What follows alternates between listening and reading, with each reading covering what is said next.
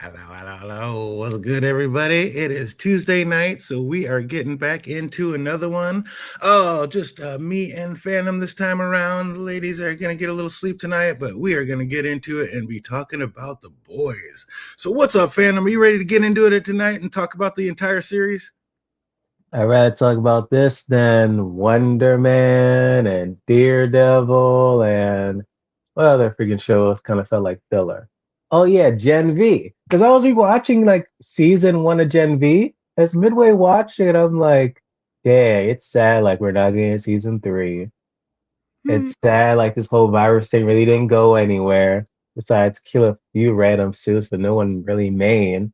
I'm like, damn, they really dropped the ball with this damn thing. Shoot. But then someone told me that Diabolical. Uh, Oh, sorry about that. That is not- Told you diabolical what? remember on the Boys Diabolical? Like we never like reviewed that, and that's part of the Boys. But we reviewed Gen V. So I'm curious how like is that like canon or not canon or its own thing? As far as I know, it's all canon. And so is It is, and we never reviewed it. Oh, we can't. We never got it. We never did do by diabolical, did we? Holy shit! Nah. Oh my gosh. That was crazy though. Those little cartoons were just too off the charts. They were wild. I never saw it. You never saw it at all? Nah, because I thought it wasn't like canon. So I just and we never reviewed it. So I was like, hey, it doesn't matter. Oh my god, we might have to get into it. But tonight we're getting into The Boys season 5, the entire season.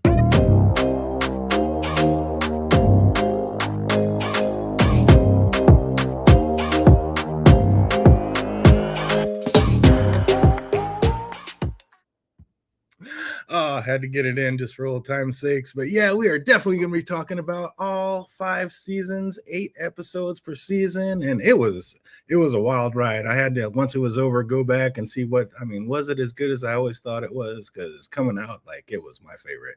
It was definitely one of my favorite series. What do you think about it as a whole? Like, where does it rate? Like on all your all-time favorites?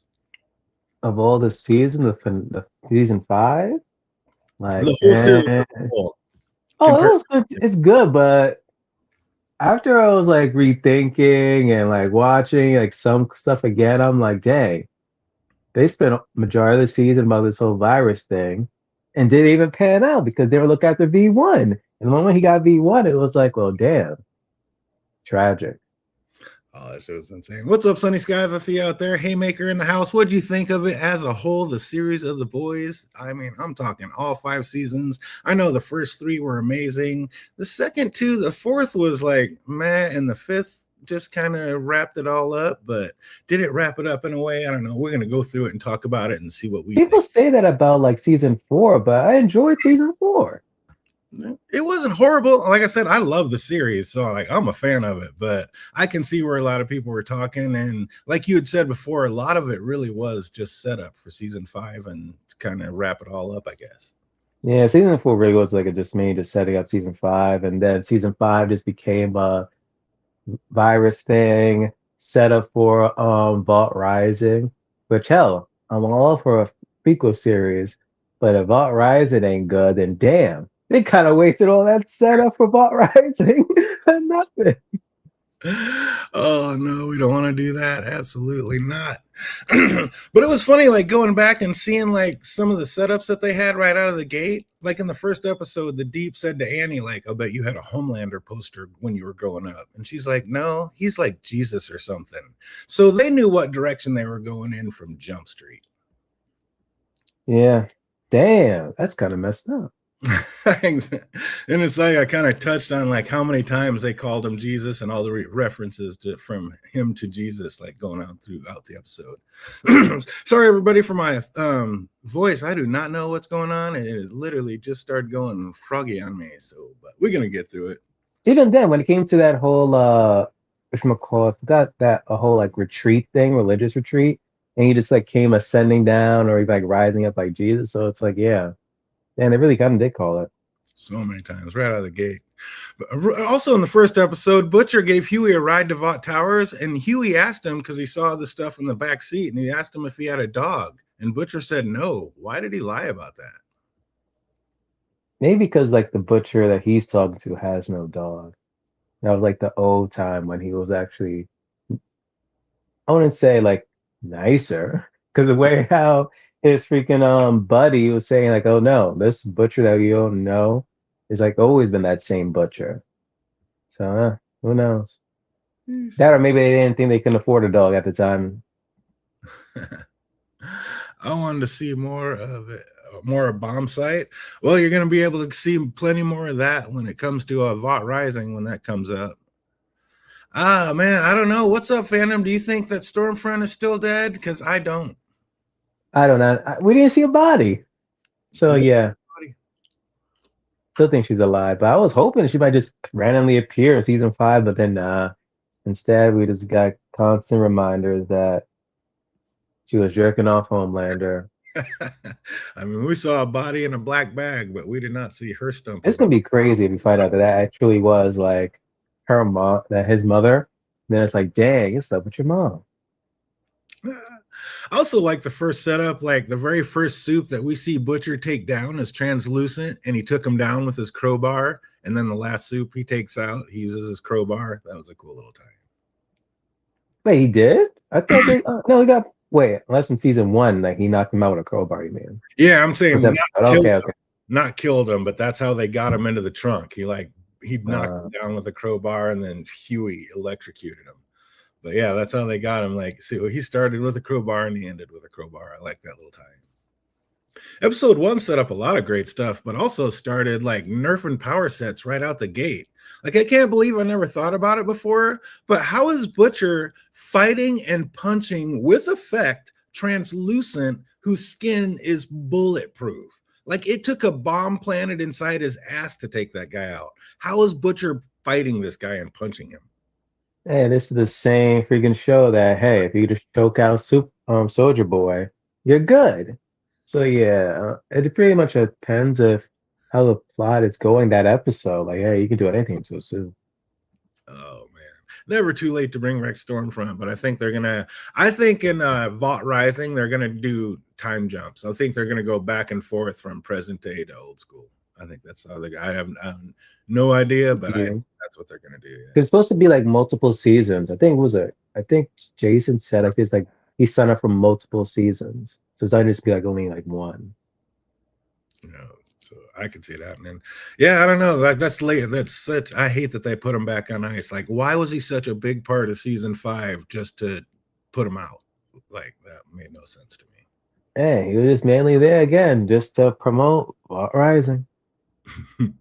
And what kind of soup was translucent? His skin was bulletproof, but he couldn't punch his way out of the trunk of an 82 Buick. Like, what? No clue. That was ridiculous. Even then, I thought he was like probably like going to be like the only person that's translucent, but then apparently there was like others as well. So it's like, yeah. It was funny hearing him tell Deep, like, she asked around and found out he's a joke, just the fish guy.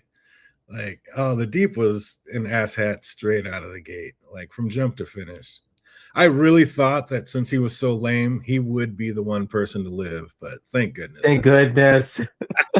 Oh my God. The way how the finale was going, I was like, yo, please let this man like die, please, please. And then the moment Annie like bring him near the ocean, I'm like, why you bring him near the ocean? Don't tell me something's gonna mess up. And now Justice, remember March 15th?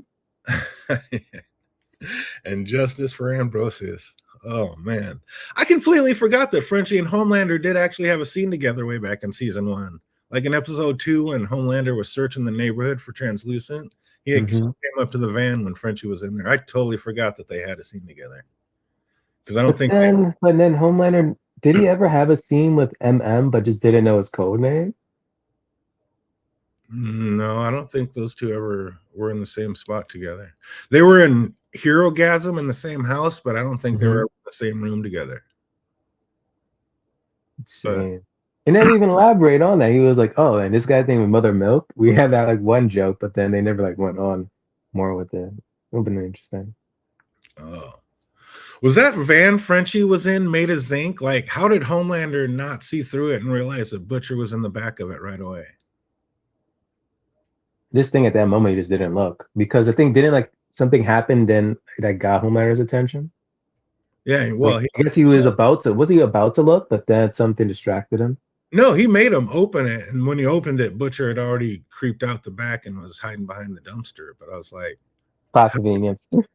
yeah, and he's got super hearing, but he didn't hear the van door open or anything like. There's a few times where he's supposed to have like super hearing and didn't hear shit. We're gonna talk about like they nerfed a lot of stuff, but you know it's a superhero show. What are you gonna do? Apparently, in the comics, with his X-ray vision, he can only see like through things, but only like people's like skeleton and stuff. He can't see like who they actually are. So the show changed that a bit. And wait, what's up? I don't know. Way back in season 1, we saw Homelander was like afraid to stand up to Stan Edgar. Why? Why was he ever afraid of Edgar? I mean, pretty much his power compared to like anyone else. I mean, his Homelander's the strongest guy in the world. Nobody can stop him. Was it literally just the father figure, daddy issues holding them back? Like, Yeah, that too. But even then, like he still got him so many times to kill him, but he just didn't. yeah, Edgar never showed fear. Is Stan Edgar immortal? Because how does he never show fear against Homelander? Like he was never scared of nothing. That was insane. Nah, he wouldn't like stoop that low to taking some V. Sunny Sky says the Deep lived in the books. Oh, I'm glad they nerfed him in the show because we don't need that at all. And he's apparently worse in the comics. I'm saying like I had to eventually start reading the comics. That's like literally it's like its own different world. I only read like the first 2 arcs of it, and I'm just like, this was never even in the damn friggin' show. In the show, oh my god, it watered everything down. In the show, watered it down. So the show watered it. Oh my gosh, the show watered it. Thought Soldier Boy was going to blast Homelander with radiation. Yeah, I can't believe that never quite happened. But they kept switching back and forth. That was nuts. And then at one point, I thought they did hit him with radiation, but then he flew away before he did it. So I was like, huh. Yeah, he was on him. At Herogasm, he was going to blast him when they were down. And then when they was in the tower as well, they couldn't. They almost, but then Butcher tried to change your mind. Yeah, Butcher flipping on him screwed everything. But he was always testing the waters with Madeline Stillwell. But as soon as like they put the stamp on it saying like it came from floor 82, that was a wrap. Like as soon as he found out something came from Stan Edgar, Homelander was like, oh well, okay. Like he said he scanned Edgar's blood and said like he was this close to a heart attack, said his blood was thick as motor oil. So is that because there's something special flowing through it? Nah. I don't think so. Nah, he's normal. I don't know. It just feels like there's something there. It's weird. Yeah, he's probably just saw episode Breaking Bad and was like, yeah, I'm not dealing with freaking Stan Edgar. And that's another show you gotta watch, DJ. Come on, man. Cannot believe I've not seen. I saw the very first episode, and that's literally it. I haven't seen. Dang, the first episode turned you off or something? No, we were gonna start watching it, and then something came up and didn't. But yeah, I definitely got to do it. Everybody like they put that in the top 3 series of all times, and I haven't seen it. I haven't seen one of the other top series supposedly of all times either. The Wire. Never watched that. Dang. One of these days when we run out of things to watch, we're gonna be like, you know what? Either The Wire or Breaking Bad. Yep, go old school. The Wire, Breaking Bad, Game of Thrones, Sopranos, and what's the other? You ever see Sopranos either? No, of course I've seen Sopranos and Game of Thrones are my 2 favorites, but those like when people talk about top 5 series of all time, like those are the 4 that always get put up, and then people kind of intermix a 5th one here and there. But it seems like those 4 are always just in the top 5 of everybody's greatest of all times. But yeah, Butcher's a ruthless prick, but he's usually not wrong. Like Huey said, you just let a man die who did nothing wrong. Butcher said he was dead already. Like Huey didn't believe it until Huey broke it down. He's like, oh, so you can run across the street up 4 flights and like go save this guy in under 10 seconds? You have soup-like powers? Like, even if you did make it, you'd have clawed your eyes out. Like, Butcher is ruthless, but he was not often wrong. Yeah. And he was like more ruthless in the damn comics. Like, he was more ruthless in the comics? Yeah. Spoiler alert. He ends up killing like some people in the team. Oh, wow. How could he be more ruthless than this Butcher? Because this one was pretty raw. like the way how the comics did, I kind of wish the show did something to point that it kind of leads up to the whole like finale of like it'll be Huey versus Butcher. Uh, Like this whole time, I wouldn't say it's kind of like how Danny's situation happened, where it's like, yeah, we got to kill Danny, but like it should have did like a little bit more build up, as opposed to that one scene and be like, hey, back in the day when we was in that one mission with Butcher, like could have did this with the team, but then he end up like killing them. So it's like, yeah, Damn. I know that. I haven't watched it, but I know that's from The Wire. Run, Omar coming. Deep walked away, then Homelander took the White House. Oh, when Homelander took the White House? Nice. Yeah, I might actually have to watch it or read that at some point. But when A-Train beat Shockwave in the race, like he smoked him. I forgot how bad he wasn't even in the picture. So would A-Train have even won that race without taking the V, you think? hell no, he would not. This would have been a whole different type of show. That would be like really what is it in MCU? Like a whole what do they call it when something Chekhov's gun? not Chekhov's gun. No, an MCU where it's like, oh my gosh, what do you call it? It created a whole branch timeline. What are Oh, they calling those? multiverse? Yeah, some particular. Literally, it's gonna hit me in the moment we turn off the stream. But yeah, He said, oh, yeah, right. I totally forgot when Annie told us in season 1 that Translucent had a son, that he made an appearance in Gen V, and then again, like in season 5. Like, that's nice. that was messed up that they killed him. Yeah, that was also a different or no, yeah, I'm thinking it. No, that was a different character, I think. It was a different character. But like, why did he look older in season 1 than he did in college? That was kind of weird. I mean, I'm sure the actor was actually younger, but it didn't look like it. Probably recasted last minute. Oh, They probably think it would be like that big of a character, and the next thing you know, like, oh, it's recast. Also forgot the president that Homelander killed in season 5 was the senator that Madeline blackmailed in season 1 to get the Supes into the military that got this all started. That's what it was. Dang. Yeah, it was cool, like going back and like, oh my god, they really did keep a lot of those same actors and like reuse them and put them in there that we totally forgot about. Dang. And it's also weird right out of the gate, like Butcher always seemed to have nothing but hate in his heart for Kimiko. Like way back in season 1, Frenchie didn't want to harm Kimiko while capturing her and said like she might be a Spice Girl, pertaining to Butcher's earlier pep talk. But after knocking her out, like Billy says she ain't no Spice Girl with just disdain in his voice. Why did he always hate her so much?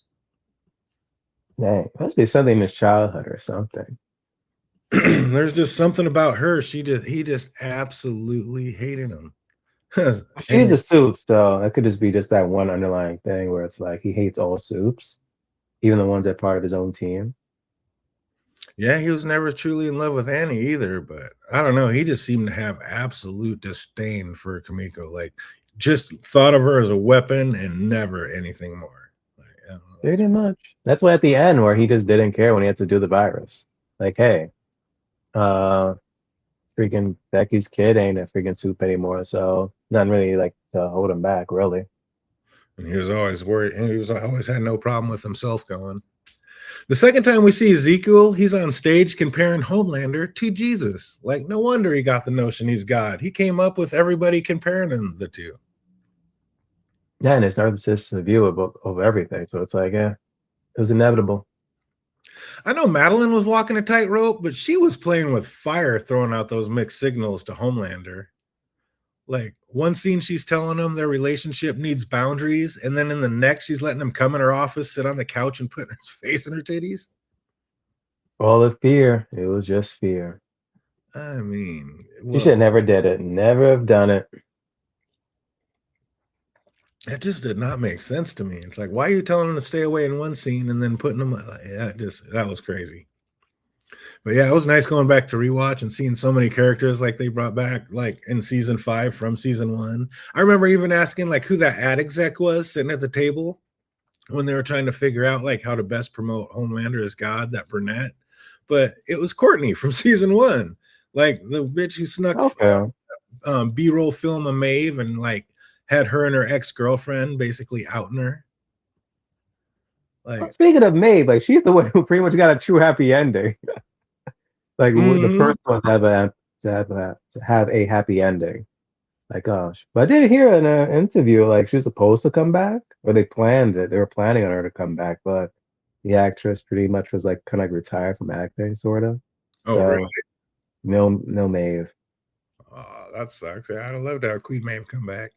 Huey and Starlight didn't start getting serious, and Butcher could not stand it. Like, was it really just his hatred of Soups, or did he feel betrayed because Huey is picking Annie over him? Nah, HRS Hoops. Just hated Soups, period. After watching season one, it was kind of fitting that Frenchie was the one that died. Like, he was face to face with Homelander and Black Noir and had lived like both times. Like, it's the third three strikes, you're out. Pretty much. I mean, how are you going to walk up against I those? wish we actually saw the death of Frenchie though. They really just did like a cut away from it. I'm like, come on now, this is the boys. You can show anything. He told them to eat his balls, so he might have just, I'm guessing he just zapped his balls. That's what it kind of looked like. Also forgot how sus Becca looked when she left that room. Like, she did not look like a woman that had just got raped by the most powerful soup in the world. I don't know. I was always wondering about that. And she did say it to Butcher, but I mean, what else are you going to say to him? And the fact that I don't know, I guess you would pick your son over it. That's such a touchy thing, but that's so weird. I always wondered about that. But I think they wanted to keep it ambiguous on up or down until like finally we got a confirmation in the last season I don't where when he did ask it when he Ryan did ask him and his like heart was like racing, so he was like, wait, you're lying, so you did in fact like rape my mom. he said his heart was racing. Yeah. Oh, see, I don't remember that one. Maybe it was just the actress, but every time they talked about it, she just had this weird sus look on her face, like basically. It was debatable too because I was like watching it just like you and I was like, wait a minute, was it like did she regret it or was it rape? And then the way how Homelander kept saying it, back and forth, and then finally, like they finally put in that one scene where we never had that scene between Ryan talking to Homelander. I would have been like, okay, it's probably is. I'll be on the fence. Like, was it rape or not? Yeah, And because he it was rape. there was one time when Homelander had literally nothing to lose. There's nothing to lie about. I think it's when he was with Butcher and Madeline right before he killed Madeline. And he literally had no reason to lie about anything. He could have been like he hates humans. He would have been like, yeah, I did, and laughed about it. But he looked him right in his eyes like, I didn't do that. So I don't know. It's just weird. Like, he had no reason to lie about it. So maybe he is just Before, like, it was like never like any points where in the series he raped someone too. So it was like, well, that's the only person we know that he raped. and yeah, he's not even really that into sex. He's just more into like titty milk. Like, he was super phobic. Oh, father, the puff in the books. He was a PDF in the books. Oh yeah, it was crazy. He said that's all part of the actual comics. How does Huey start the relationship by lying and scheming, get caught before admitting the truth, not telling Annie the truth until like what she thinks is his friend, shoots her multiple times in the chest, and yet somehow they still end up together? Man, that's how relationships are. You can chew your partner in the chest if they can survive. Hey, you're meant to be. I mean, all And he then I did heard another interview like the soup isn't the soup the Annie's pregnant with the baby isn't like a soup. It's like a regular baby. how do they know? Oh, the creator said that. He's like, it's just a regular baby. They honestly did say that Ryan was the only Yeah. pure Yeah. baby. And they're keeping it that way too. And I'm like, wait, what? I'm like, Yeah, all right. yeah, because most Again, they get injected. and then the way how the character, not the character, but the actress who plays Kimiko was like, oh, Ryan still has his powers. And I was like, wait, what? So they just ratting like everything up. I'm like, oh my gosh, it's like D&D all over again. Yeah, no, they can't do that. Ryan lost his powers. He had a breastfeeding fetish for sure. Huey, Who knows? When we can get the what is it, the Boys Mexico, wherever that spinoff is. If it really does get greenlit, who knows? We might see like the return of Ryan or something. We have to find out. Yeah, I don't know if that one will actually get greenlit. I'll just have to see how that goes. But the Vought Rising, I think that'll have a lot to do with it. But the finale of season one creates an obvious but interesting plot line that they never really got too into. Like, of course, if Vought wants into the military, they just like give up the generic version of Gen V to other countries. That forces our government to submit to any and all Vought demands, seeing that like they have the only viable asset to fight back. So, of Which is course, surprising the military didn't have like their own soups like working for them. Like it's weird. well, they were doing their best to keep soups out because that would Nah, just I mean, if it's more realistic today and age, we would have had our own army of soups in the war and all that stuff. So it was kind of weird. you're gonna have a whole platoon of them, absolutely. Even though they weren't, we saw what happened when Payback jumped in the war. They were killing all their own people. They were messing everything up.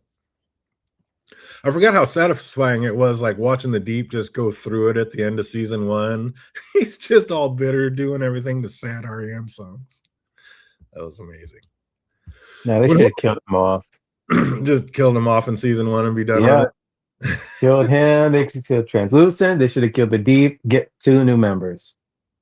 Oh man. When Homelander told Madeline that it was he that like created the terrorist soups around the world, she got just real hot and bothered. Was it because she realized it was him who made her like got her the new pay bump happen, or is she just scared and knew now, like he said, she won't be able to run Vought without him?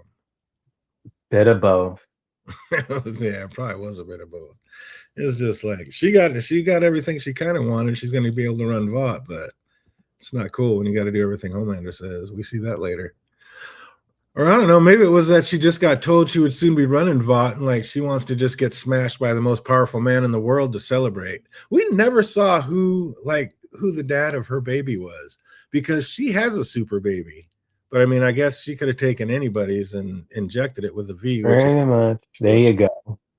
but I wonder who the dad was. I guess it doesn't matter, yeah. I guess we're just Nah, anyway. baby ended up dying anyway. Yeah, it did not end well for her. Butcher finds her and loads her up with C4 to threaten Homelander, only for Homelander to kill him or kill her right in front of her. Like, oh, you think she matters to me? Just blows her eyes out right in front of him. Like, Billy's suicidal acid just like, oh well, and just pop, only to be saved by Homelander. But not only saved, but taken to all places, Becca's house. She's still alive and raising her and Homelander's son. Like, was that the sickest reveal ever or what? It was. And that was a cherry on top how it ended right there. Oh, man. And let's bring back to in the finale. He says, hey, I could have killed you so many times. And you can see this first season how many times he could have killed Butcher, but he did not. Yeah, I was taking it. Xander would eat him. Yeah, it would have been nice if Xander got him. Let the hammerhead shark get him. He might have been one of the ones down there, but he might have feasted on him. But yeah, Ambrosius people had to get some payback for her. But yeah, again, with nothing to lose, Homelander tells Billy it wasn't rape. She came on to him. But he also said that she came 3 times. From what we've seen so far, there's no way that he lasted long enough for her to get off once, so much less thrice. So maybe he was lying. Who knows? But yeah, he literally had no reason to lie right there. I mean, he could tell him anything he wanted, and he said, I didn't. So yeah, that was just weird to me. Annie had fought to get her original suit back after all the Deep stuff came out. So why was she back to wearing the skimpy one at the start of season 2? I didn't get that. That I never understood either. I'm like, she made an idea like she did. She hated a skimpy thing, and then she going right back to wearing it. I'm like, what's going on? Yeah, that's just insanity. But yeah, going back and seeing everything in season 1 compared to like season 5, we just got it. Like, it was just plain sad. It seemed, knowing that they were going where they were going and they had all these things set up, season 5, I don't know, kind of turned out being worse for them instead of better, almost, it seems. Tell you, nowadays, like people can't do good finales anymore. I mean, what happened? It wasn't the worst. Like I said, I'm a fan. I liked it, but dude, they had so many things set up from Jump Street. How did they not stick this landing? And if it was that bad, it would have been like petitions like Game of Thrones of redoing it, or people online like on Stranger Things and like, hey, there's another episode. Don't worry. I mean, companies don't spend as much on a show that they know is ending compared to one that they're still hoping to increase viewers on for the next season. Like, I get that part of it, but still. But it was adorable opening season 2 with Huey thinking that he could take over and be the new butcher for the boys. I was like, Huey, illusions of grandeur much? Like, you are no butcher. How are you going to lead these If guys? anything, it should be like, what is it? MM? It should be like the next lineup, but But then again, we see that doesn't work out later either. So, and Frenchie said, never again, this one time, and never again let me be in charge. So, pretty much had no choice but it being Butcher. Homelander, being excited about being a dad, tries to connect with his son. And while talking to him, right there, he refers to himself as a god. So, Homelander's been on his god trip from jump. it was impending doom. They kept showing it the whole way. I like how they kept showing that to us. Literally, the worst thing he could be telling Ryan is that they are gods and they can do anything that they want. Like, that is the exact thing Becca has been raising him not to be, and Homelander almost does it and undoes it in one conversation. Funny, I would think that he's just saying like how soups are just like superior, but he's just taking it a step further, mainly just for himself. Oh, he's ridiculous. Billy leaves the boys to fend for themselves, but comes back when Frenchie calls him to lead again. And even he admitted like he was there because he needed their help and to find and free his Becca. So, I mean, he's been just a greedy, self-centered prick kind of from Jump Street. I mean, what do you expect? Like, I'll do the same thing. Like, I thought my freaking Becca was dead this whole entire time. Next thing you know, wait, she's alive? Oh, hell no. Mallory says she'll help him if she can locate and bring the soup terrorist that just landed in America, like if you can bring him in the past. So it turns out that the soup was Kamiko's brother. Like, the rest of the boys consider her one of them now. So when Butcher went to shoot the brother, they actually stopped him. I don't know. Was that a good idea? This part I could remember. Damn, I forgot she had a brother. Right? Oh, yeah, little Kenji. And then when the other boys figured it out, they're like, you can't shoot her brother. Like, she's one of us now. And Butcher's Oh, like, yeah. Didn't Stormfront end up killing him or something? yeah, exactly. Dang. Right in front of her. So, yeah, that really scarred her. But yeah, for that, remember Butcher ends up punching like Huey right in the face. He's like, if you ever get in the way of me getting my Becca back, I'll kill you. Like, I don't know. After getting like socked in the mouth and like knocked down to the street, are you getting back up and getting back in the van with the same dude who just knocked you out? Yeah, only because of like the situation, like why he punched before. And yeah, he thought his wife was dead, so understand. Having a moment, but if he does it again, okay. Now we're about to tussle. Emma's a cold bastard too. Like, you just watched Butcher punch Huey in the mouth. You know he was watching that through the mirror. You got nothing to say but to the kid, but you coming? That ain't right. He just said, "You coming, kid?" I mean, I don't know. That was brutal. It was actually impressive that Butcher started off the very next episode by apologizing. Like, he did it in a very Butcher way, but he did it. It's Butcher being Butcher. I mean, I'm guessing that. Did he really mean it? Yeah, because it's Huey. Yeah, exactly. I mean, that's because Huey reminds him of his brother. I think so. That's like really like why he apologized. If it was either MM or Frenchie, maybe 50-50. Kimiko, hell no. Actually, his hand would have probably heard it from doing that with freaking Kimiko. I still love that Huey manned up and snuck one back on him. He's like, dude, I'm not stopping this. Well, I'm not forgiving you without getting you back. Like, he punched him. It was funny too. Butcher just kind of took it like, okay. Oh man. Also love that Frenchie and Kamiko heard Butcher telling Mallory, like, if it comes down to it, he'll neutralize Kamiko. Like, those looks the two gave him right after that, like right when he hung up, that was priceless. They're like, you piece of shit. He's like, now I'm kind of, when you go back, you start being reminded why those two never really got along. Like, there was never any love lost between Kamiko and Butcher. Huey reminds Annie that she's supposed to be a superhero and like gets her started down a path of no return. He was playing with her life, but it's not like she wasn't full on aware of what could happen to her. But Annie was playing with fire quick. And that's how she always was, like literally every season. He tells her that she wasn't born a soup and that she was injected and made into one. And then they devise a scheme to get some V and expose Vought. But Annie was tripping. It was like, yeah, that's, I don't know. I wonder how they kept that secret. Like, that was just written into all the contracts. All the parents had to like keep it quiet and say that the kids were just born this way. Yeah, because that's how they marketed it. Like, oh, they were chosen by God. On God, son. On God, son. How come in season 1, when Mother's Milk was trying to expose the story, no one would listen, but whoever Annie gave it to was all ears all of a sudden? Wait, Like, you try to expose the thing about the Compound V? yeah, he tried. Remember when they first got it in? He was on the phones, like, "Come on, you don't want this Pulitzer Prize? This will make your whole thing." Like they were trying to go on and get the story started. Then And at that point, then it's more of like they fear, like, well, who's doing it? It's a human doing it. It's like, shit, we could just end up being killed. But this is like Andy of all people.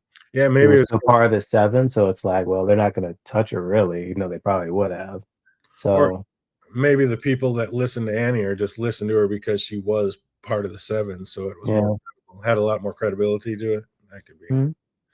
But even when they get the big win and pull off something as big as hitting Vought where it hurts, the money, Butcher will not let him celebrate. Like, just always such a dick. But again, rarely wrong. He reminds them they have a terrorist soup below deck, and anything could go wrong at anything or at any second, which means you know it's about to. I thought it was season one that they released that information. So season two? No, that was bad. That was season 1, the end of season 1. Okay. But the Deep finally has his water mission, like that could get him closer to being back into the seven. And of course, like completely just F's it up. Or no, I think that was in season 2 when we found out about Kamiko's brother. That was season 2. Yeah, that was season two. Yeah, the early beginning of it. Yeah.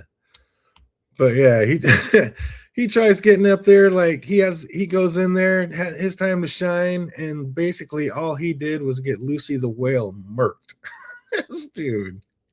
Like, how do you fuck it up so bad in a sea battle and still got it wrong? Just standing up on the whale like he did something. Butcher just punches it and drives the boat right through it. Oh, I don't understand. Oh my gosh. Yeah, they had the budget for that well though. yeah, it was just sick. Oh, while chasing the boys, Annie knocks Huey out before he talks too much in front of an incoming Homelander, and Homelander told her to kill him right there in front of him, like kill them both. Annie looked like she was powering up to do it. Was she? Like, remember when Homelander saw him in the tunnel and he's like, he thought Annie was a spy, and to prove that she wasn't, he told her to kill Huey. And basically, she didn't have a choice. He's like, kill him or I'm going to kill both of you. So, I mean, I guess, what do you do in that situation? Nah, she would not have killed him. She was powering up. And she even looked at him. Powered up to do what? Probably do something to Homelander so Huey can run. You know, probably still would have died, but hey. And she loved the man. She may have had no choice, but luckily Butcher stepped up. Like, was it showing like a self-sacrifice that, I don't know, to show Huey that he really did care and wasn't just pure self-centered evil? Because it was only Butcher stepping in right there that saved the two of them. Because I don't know, I think she might have been powering up to shoot him because she realized she didn't have a choice. She probably would have powered up and shot Homelander. You're right, and then they both would have died. So thank God Butcher was there. He's a dick, but a dick with a. He's a motherfucker, but a motherfucker with a heart. Indeed. Oh, lucky for them, they had Kamiko's brother with them too. He's able to bring the entire tunnel down on Homelander's head, so that gives them all time to bounce. But Stormfront finds Kamiko and her brother, you know, while killing a few black folk on the way. And then right in front of Kamiko, Stormfront calls her brother a yellow bastard and snaps his neck, letting us all know exactly where Stormfront stands on everything. Indeed. Which I still don't understand. Like, how would Homelander, excuse me, Stormfront work for Edgar, and Edgar's black? Yeah, he said he had. What did he say? Something about he had no choice for some reason or another. But yeah, I never really understood that either. Like, that was just crazy.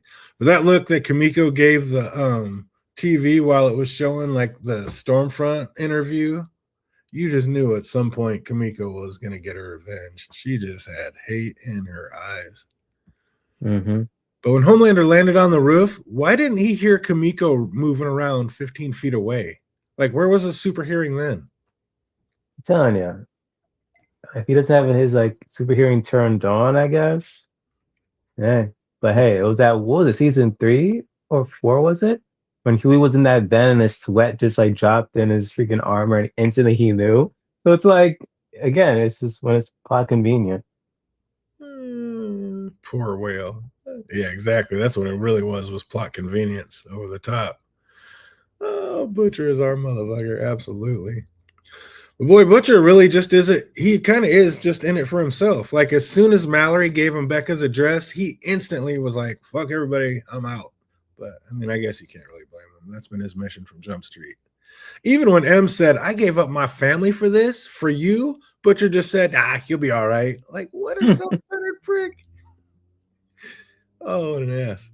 So, of course, Annie gets the V story out there, but Stan Edgar just spins it and, like, the vault machine just keeps on rolling. And speaking of rolling, I can't believe I had forgotten about one of my favorite scenes when Annie and Huey were driving with M and then they start singing, "We Didn't Start the Fire." Like, dude, after a few bars, M was like, "Oh, hell no, we ain't on a Vegas trip." Oh, well, that's a good song too. I mean, come on now. Oh, I was crying. I forgot how good that scene was. It literally had me laughing out loud. That's one of my all-time favorite scenes. I know Frenchie was feeling some kind of way, but Wait, was that Billy Joel or no? We didn't start the fire. I think that was Billy Joel. Oh, that makes even more sense. I know, but I'm trying to think. Was it though? Because I'm like, I almost want to say it was that other group. The guy with the bald head. Oh my god, it'll come to me. It's another one of those. Yeah, as soon as I stop thinking about it, it'll come. But I think it that one might not have been Billy Joel. Oh man. But yeah, like I said, I knew Frenchie was feeling some kind of way, but how could he be that dumb? Like this girl that's already incredibly unstable just watched her brother get murked, and you think now is the time to make your move? Like when he kissed her, he is lucky Kamiko didn't scratch his eyes out. It was by Billy Joel. What was your question now? When like Kamiko had literally just watched her brother freaking get murked right in front of him. And this is when Frenchie thinks it's a good time to try to kiss Kamiko for the first time. Like he's lucky she didn't snap his neck right then and there. Or is it left? Either or. That was just insane. Like that is not the time, dude. All this time, and this is when you're gonna try to make your move and kiss her. Are you nuts? But speaking of, where was Kamiko? Butcher left for Becca. Frenchie went back to go see Cherie, and Mother's Milk and Huey, and Starlight bounced to go see the other one. Where was Kamiko during all that time? Like, what was she doing? Maybe she was trying to research Stormfront, possibly. I mean, I just can't imagine them right when her brother died and her still being kind of the new one on the crew, just leaving her alone at the headquarters or what. I don't know. It's just weird. What was she doing? Where was she at? And honestly, I thought that it was gonna be MM dying in season 5 because of the way how they were like, oh, wasn't his grandfather died from Stormfront, then his father died from like Soldier Boy? No, just the grandfather died from Soldier Boy. Really? I thought Stormfront did kill or something, no? I don't think so. Soldier Boy was stopping some carjackers and ended up throwing a BMW through their house, which took him out. I might have killed his grandpa and his father, I think, actually. But yeah, he threw the car through their house, and that's what killed him. But when Butcher finally found Becca, she was apologizing about not being able to call. And Billy said, "You've done nothing wrong." And her eyes just went a little wide when he said that. And again, it could just be the actress, but just made me lean back to like, was anything for? I don't know. That's crazy. But then when she was supposed to like run away, she couldn't do it. Like she told him that she was raped, but after it happened, she went to Vought, not him. So she said he was always a step away from beating a guy half to death in the parking lot, and that darkness was always there long before her. So she chose her unborn baby over him a long time ago. Like, how does he not get that? She does not want you. Why did he think she'd come now? Not sure. Maybe it's delusional. Was she just ready to leave? I mean, do you think maybe she was ready to leave him way back when? Like, I mean, I don't know. They showed it like they were totally in love, and I don't know. That was just such a weird way they shot all that. She even called the guards on him before she left. Like, that seemed like she was well over Butcher. Like, you can't just let my guy get away. You got to call the guards on him. No, she wasn't like truly over him. Maybe just trying to protect him because like who's the Ryan's father? Butcher be butchering. Oh, it was always burning since the world's been turning. Yeah, was that Billy Joel? I mean, it Yeah, it sounds was. It was. okay. Yeah, that is Billy Joel. Okay.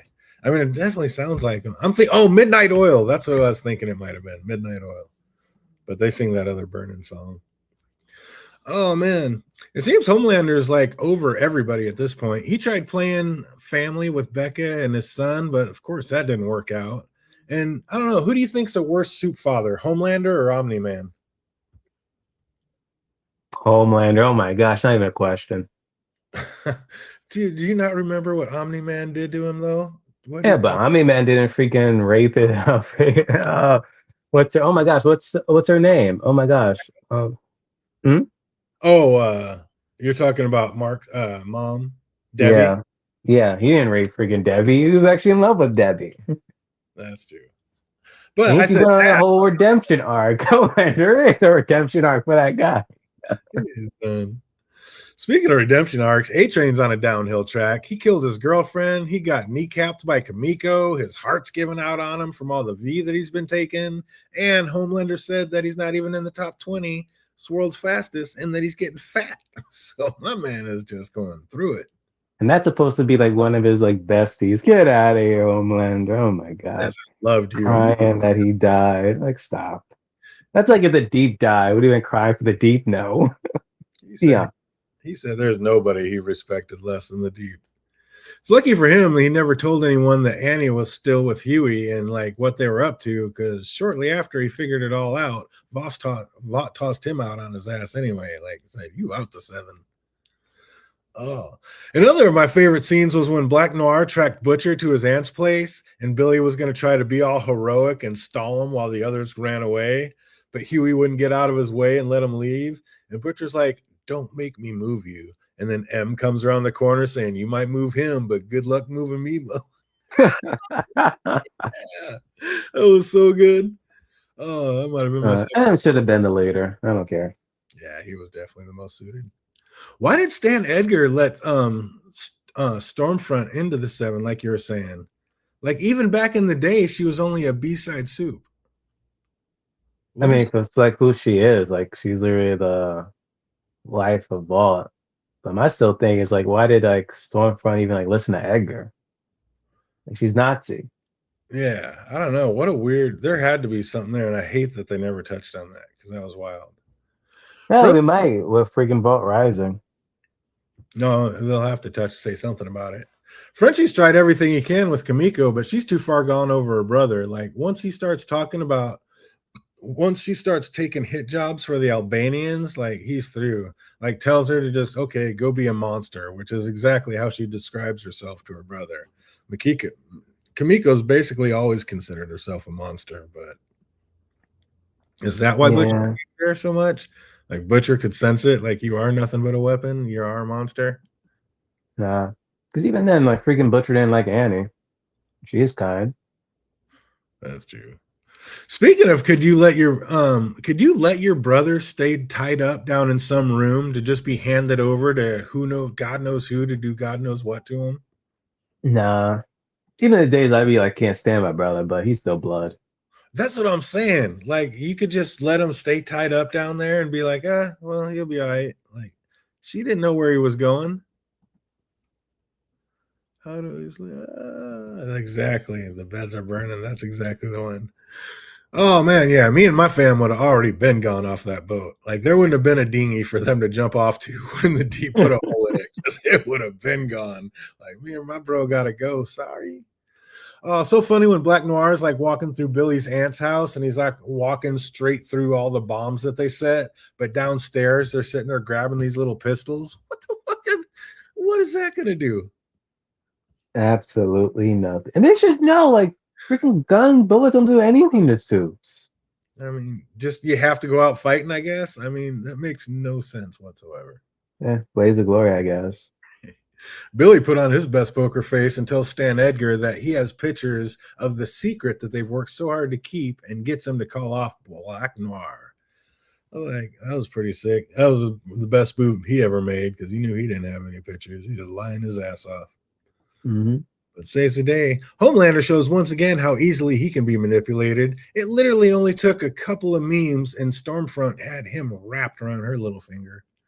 It goes to a match. Damn, since season 2, like he's afraid of memes. Incredible. Exactly. Well, 3 strikes you're out, and so that was it for Annie. After Homelander threatened her life for the 3rd time, she was over it. She had Frenchie remove her chip and basically joins the boys right then and there. So that was kind of cool. Kevin goes completely off the deep end and loses it on some kids at the opening of a water park. Dude, that was hilarious. He's all yelling at, screaming at kids, spraying them with a water gun or the water cannon. But he gets bailed out by Eagle the Archer, who is basically there to recruit him to their cult. What do you think of that whole storyline? Like getting into that church cult? Insane. And we end up seeing him like, that's the Arrow guy, right? Mm-hmm. And funny, we get to see him season 5 in that small cameo. Deep goes on a redemption tour to try to repair his image through to try to get back into the 7. He fully commits to the Church of the Collective, which is definitely a cult to him to be like hoping he can be redeemed. But is there any redemption for this man? And we should have seen Allfather at this point. Yeah, exactly. That would have been a lot better casting. Oh, Stormfront gets caught lying to Homelander, which of course he is none too pleased by. She said she had a meeting at Vought when she really went to Cedar Grove. Like, why didn't she just tell him the truth about all that shit? Why was she trying to keep Cedar Grove a secret? What was it? Where they had Cindy and all those that were Love Sausage and Cindy and all those other soups, and they were doing something to him there. Yeah, I cannot remember this boy to save my life. When they're remember that's where Love Sausage and M first got into it. Oh my gosh! Oh no. Where they ran into a lamplighter. Yeah, because they were trying to make some temp V, and they were using live subjects. It was insane. I just don't understand why she didn't just tell him the truth about that. Like, why lie and like risk that? It just didn't make sense to me. But Starlight just murked a fool that pulled a gun on them, basically saving Butcher's life. And that, of course, like starts to change his mind a little bit about how awful she is. And she's like, oh, don't you dare start respecting me. I do not want it. But I don't know. Do you think Butcher always had a little soft spot for Annie? Nope. Only person he truly had a soft spot for was Huey. That's it. Oh, yeah, and Ryan, obviously, yeah. Well, yeah, definitely. A-Train being kicked out of the 7, it drives him to go have lunch with the Deep and meet with the new head of the Church of the Collective. And what is his problem? Like, he was getting a sweet severance package, a farewell tour. Like, why didn't he just play the game and keep the money? Nah, you can't retire him, man. He just needed that stardom. Yep. Some people just can't survive. They just have to keep going. I think that happens like almost every type of athlete, where they just don't want to retire, they just want to keep going. Just like the whole, now I have to be home. I'm missing the rush of the fans screaming and cheering and being on the field or the court or whatever. Yeah, you're not wrong. Homelander is forever messing with Maeve and even outs her on live TV. Maeve needs something to like make him leave her alone and her girlfriend alone. So she had the Deep go grab the camera from the wreckage of that plane that they ended up letting go down.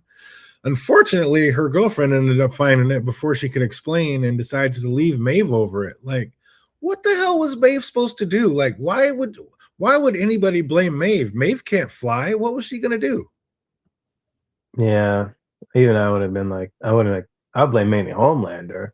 Yeah, that's another thing with this whole damn videotape. When they finally leaked in season 5, there's gonna be like a huge thing, but then it was like, it was AI. Yeah, exactly. They just offed it. Maybe AI wasn't a thing in season 1, so they couldn't do that yet. That was crazy. True, yeah, it's very true. So, what year did this first show drop? Oh, it was way back. It was a few years back. I have to look it up exactly, but yeah, I think it's like 7 years ago. Yeah, it wasn't a big thing back then, yeah.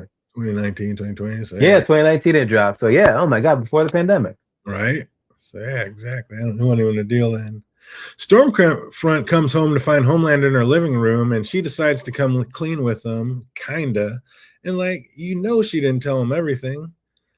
But when she was coming clean and spewing everything, I swear, I felt like she was just about to say, "You're my son." It felt like it was on the tip of her lips. Oh, what a freaky, weird, crazy thing. Do you think there's any validity to that? You think she's gonna end up being? I hope not. I know the boys is messed up and stuff, but oh my god, please no, please. They're like, don't do it. They knew it wasn't AI. They were just, yeah, exactly, afraid of it. Yeah, you can't go against him because then what's going to happen? Don't want him going on a killing spree and killing everybody. That's why Annie stayed quiet for so long. The boys head out to Sage Grove and find that they're testing V on adult subjects, and also that Lamplighter's still alive. So it was nice finally getting that Lamplighter story and why he burned Mallory's grandkids and what all happened with that back. Yeah. I figured it was like a mistake. Yeah, exactly. They were able to look past revenge and use Lamplighter as basically their most valuable asset against Vought. But I mean, of course, Valerie wanted to kill him so bad. But did she end up killing him, or he killed himself? He killed himself. Remember when he snuck Huey into the tower and he wanted to go kill himself in front of his statue, but they had already gotten rid of his statue? He was all pissed. He's like, I wanted to do it in front of my statue. And then Huey had to go back and saw his hand off so he could still use it to get out. You gotta love some of the things this show did. Just absolutely insane. But yeah, I gotta say they're better than me because it would have been on site with me. You kill my family, and not just my family, but the little ones. Oh, you gonna die. I would not have been able to hold back. How about you? No, would I? Yeah, you gotta go. We'll figure out something else out with the rest of it, but you definitely gotta go. I would have went along. The moment he would have got us in, killed him. You went off yourself. And he gets captured, so Huey talks Lamplighter into helping him break into Vought to save her, and he agrees, but only so, like we said, he can off himself in front of a statue that's not even there anymore. And the self-fire sets off the alarms, which gives Annie enough power to free herself. Huey saws off his hand, gets through the door, and frees Annie's mom, and then runs into Annie in the halls, who is more than a little smitten that he actually broke in and risked his life to come save her. He is kind of nuts. I mean, with no powers, are you breaking into Vought Tower? Nope. Hell, even with powers, I wouldn't break in. What are you going to do? Homelander, Noir, any of them catch you. It is curtains. Stormfront and Homelander make themselves entirely too comfortable in Becca's home, and they start getting way too involved in little Ryan's immediate upbringing. What do you do in that situation? Why go to a place where Homelander will go? No, I'm saying Becca out at Becca's house where she's raising Ryan. All of a sudden, Homelander and Stormfront kind of just make themselves at home, and they're basically just going to start raising Ryan right here, and this is their house now. And what do? You can't force them out. You're not strong enough to remove them. What do you do? Exactly, nothing but prepare a meal, get some ice cream. I don't know. Make some pancakes. And then you can do what you did. They even take him for a fly to show him that all the lies that his mom's been telling him, which turned him against her. How ruthless was that when Ryan yelled at her, "You lied to me, I hate you," and then ran and jumped into Homelander's arms? Damn, looks like you should have went with Butcher, Becca. And that's I could tell that's a freaking white mom right there. That was a black parent. He goes, dude, powers are no powers. They've been you little boy. That would have been the shoe, a belt, or something. I don't care if you're freaking the son of Homelander. You coming back. Oh. So with Lamplighter down, Mallory lost her star witness. Butcher says not to worry, he has it sorted. His little persuasive talk with Vogelbaum seemed to work, and now he's going to testify. That is right up until the point where he wheels up to the podium and heads start popping like zits. Billy is just beside himself.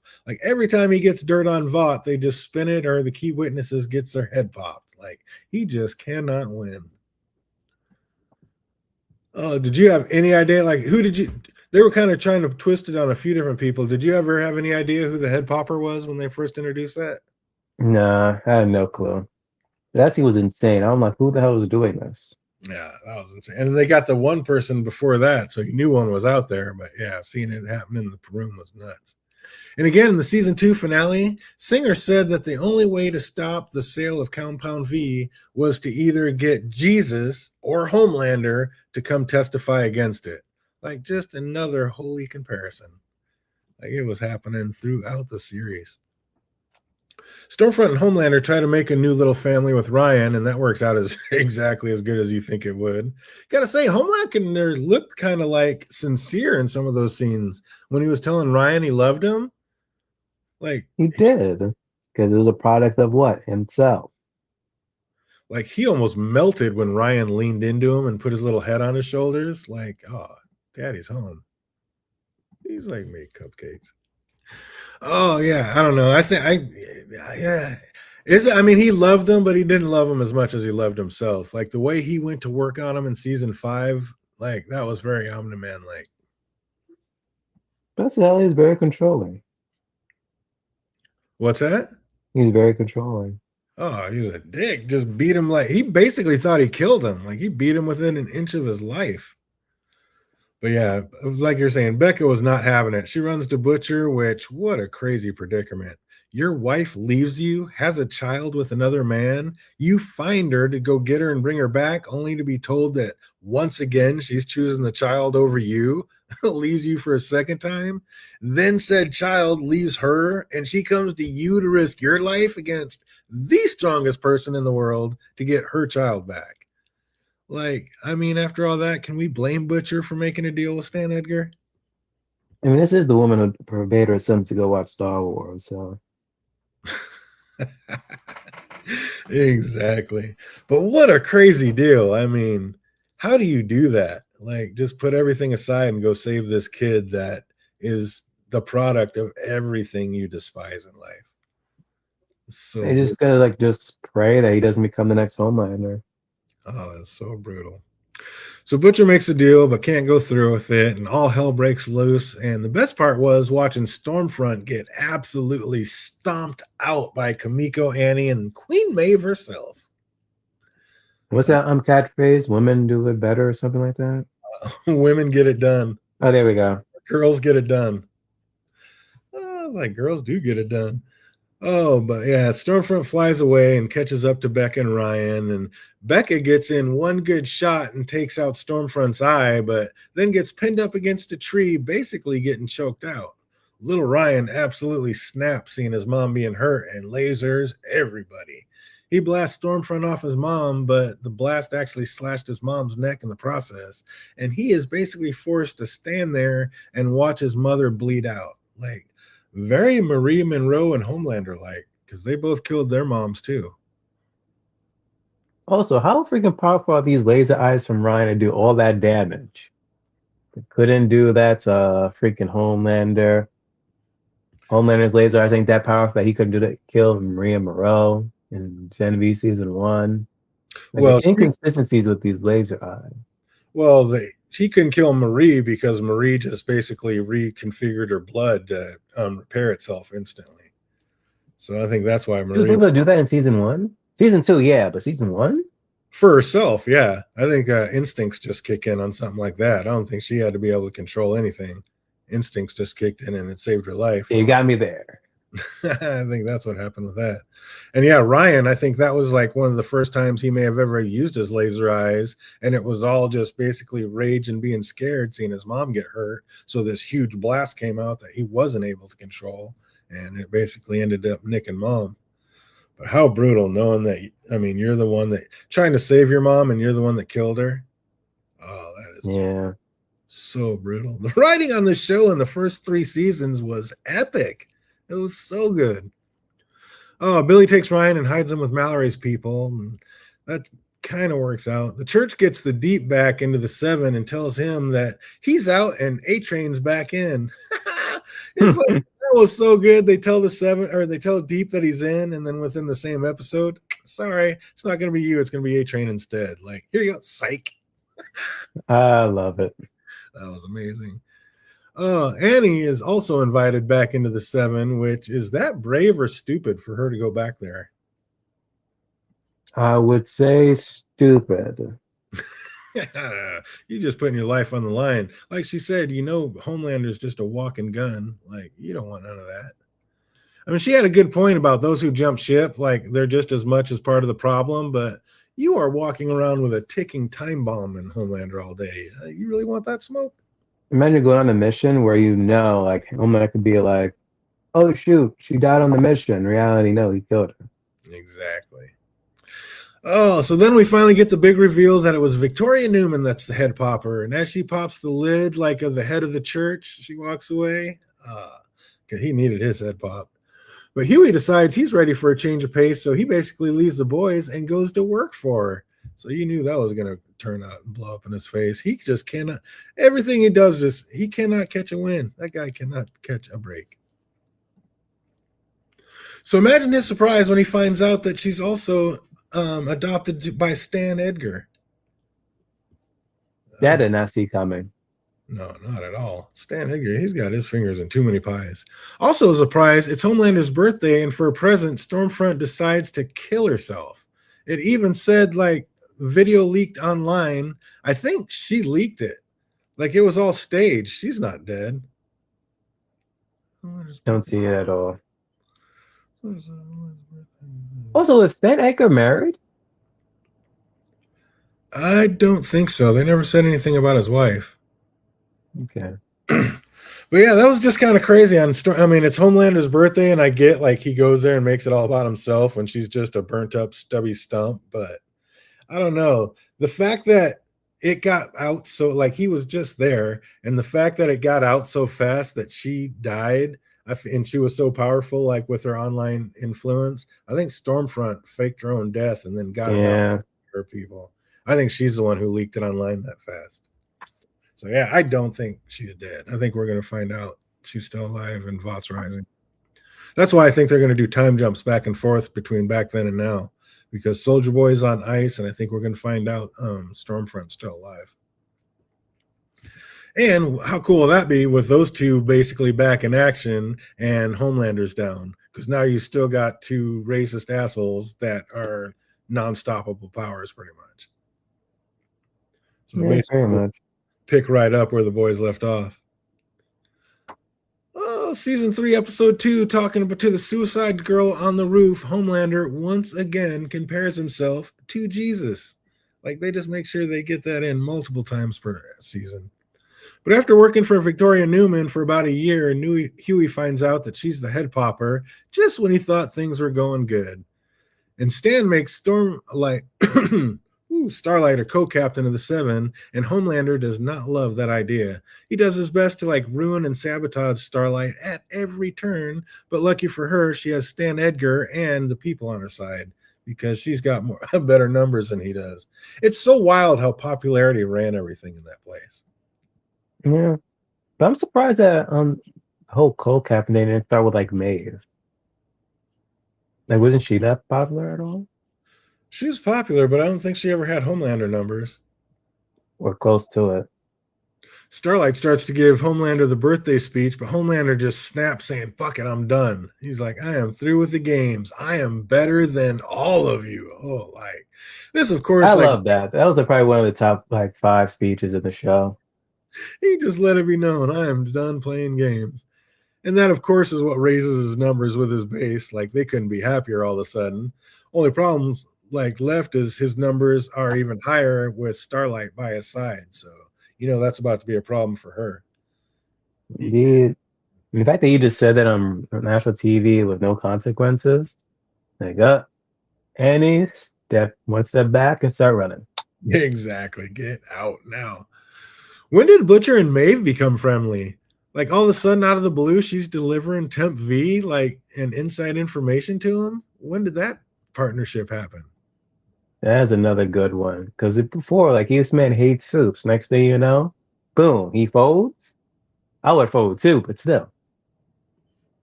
She $1 million babied herself. Exactly. Was it weird to you that Butcher would actually take the V and become the very thing he despised?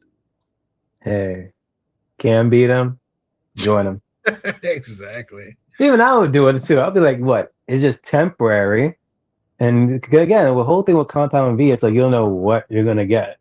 And If Rebecca's is only temporary, okay, let's see what I'm gonna get. If it's that bad and terrible, I go back to normal.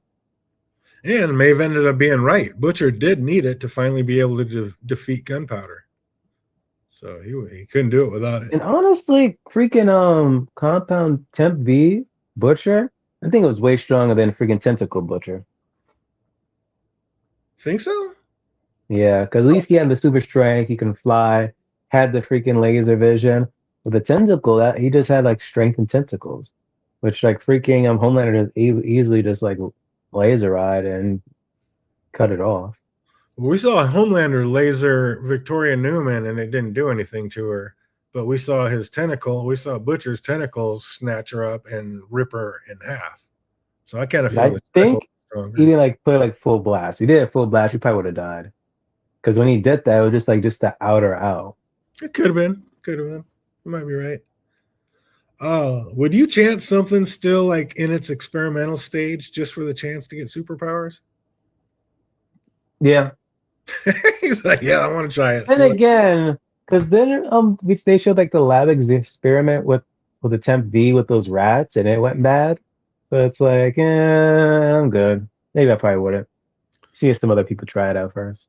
Butcher had to do what he had to do. I mean, Butcher's always going to butcher. You're right.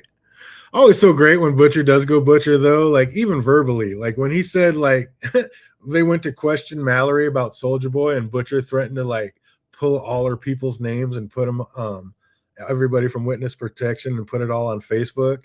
And Mallory's like, you would out all those innocent people that had nothing to do with this. And Butcher's just like, I'm embarrassed for the both of us, you even asking. That was so good.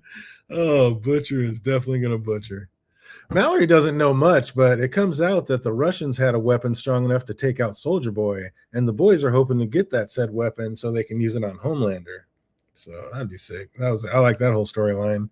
And a little later, Butcher's feeling horrible for how he treated Ryan when he left, and Huey comes up and says like how he gets it, and then in mid-sentence, Butcher just pukes in his face. Like, I never counted, but how many times did Huey just take blood, guts, and puke and just swallow? It's just sad. I think that point is just a part of the gig.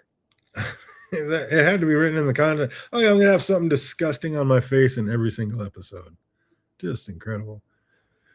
Starlight threatens Homelander one too many times, and he finally says, fuck it. You want to out me? Do it. Then I'll have nothing left, and you will really see me go ham. So like we were saying later, like you knew that was going to happen.